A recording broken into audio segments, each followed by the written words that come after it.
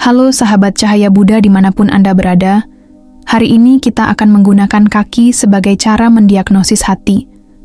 Dan tentu saja, pernyataan saya di sini adalah bahwa Anda tidak benar-benar mendiagnosis penyakit hati. Anda harus pergi ke dokter dan meminta mereka melakukan tes untuk mengetahuinya. Tetapi ini akan memberi Anda beberapa petunjuk bagus tentang potensi masalah pada hati Anda.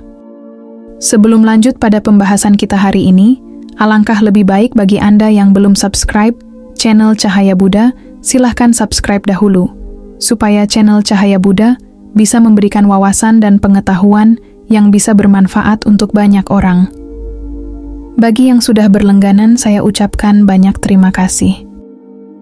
Baiklah, dengan mengingat hal tersebut, mari kita bahas lebih dalam, dan berikut ini adalah beberapa indikator kecil yang dapat membantu Anda mempersempit pembahasan.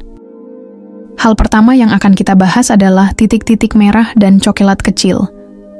Titik-titik itu bisa lebih besar dan lebih kecil, dan Anda juga bisa melihatnya sedikit mengilap. Titik-titik itu biasanya ada di kaki bagian bawah. Itu adalah sirkulasi darah yang buruk, dan itu biasanya masalah hati. Itu juga bisa jadi diabetes, bisa jadi banyak hal lainnya, tetapi Anda sering melihatnya ketika orang memiliki masalah hati. Jadi, tampilan tungkai bawah dan telapak kaki memberikan banyak informasi penting tentang kesehatan seseorang secara keseluruhan, karena jantung harus mengalirkan darah ke telapak kaki dan kembali melalui sistem pembuluh darah. Dan biasanya jika ada masalah hati atau jantung, apapun itu, akan ada masalah pembuluh darah, dan Anda akan sering melihatnya di bagian tubuh ini karena sirkulasi yang buruk. Jadi, banyak masalah ini terjadi pada jarak terjauh dari jantung.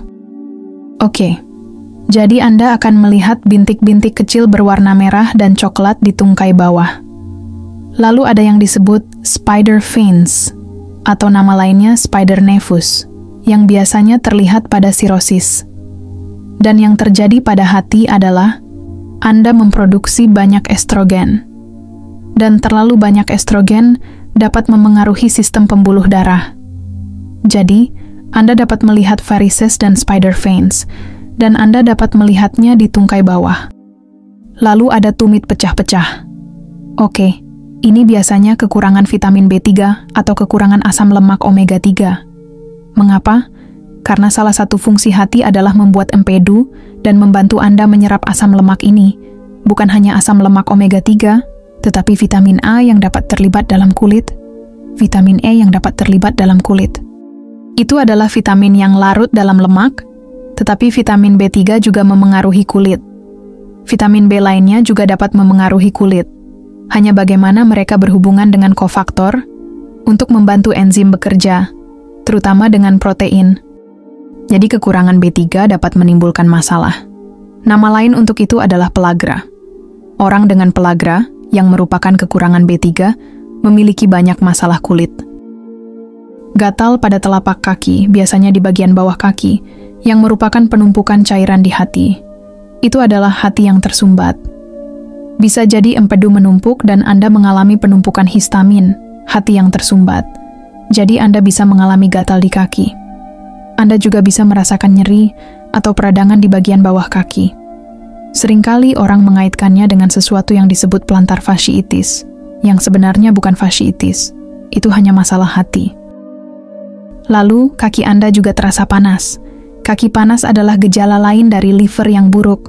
Lalu, bau badan pun muncul. Jadi, kaki Anda bau. Mengapa? Karena hati tidak mampu mendetoksifikasi dengan benar dan menumpuk melalui kulit.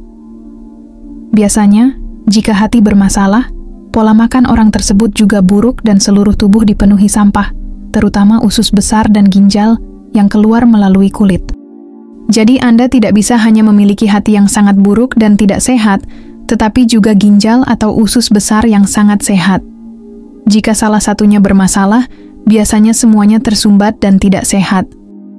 Oke, edema piting, yaitu ketika Anda menekan jari ke tungkai bawah dan meninggalkan penyok, dan akan menetap di sana. Itu adalah cairan yang menumpuk. Itu gejala umum pada hati. Lalu ada jamur kuku. Orang dengan masalah hati memiliki tingkat jamur yang lebih tinggi di tubuh mereka, karena mereka biasanya memiliki ketidakseimbangan mikroflora di usus, dan itu akan berhubungan dengan pertumbuhan jamur dan ragi yang berlebihan di bagian luar tubuh. Jadi itulah mengapa Anda melihat seperti ketombe dan psoriasis, jamur kuku. Lalu dasar kuku, dan ini bisa terjadi di tangan atau kaki, dasar kuku akan berwarna putih. Biasanya Anda akan kehilangan bentuk bulan sabit kecil, luna di sini, jadi akan berwarna putih karena sirkulasi darah yang buruk yang terjadi di dasar kuku tersebut. Baiklah, jadi pertanyaan berikutnya adalah, apa yang sebenarnya menyebabkan masalah hati?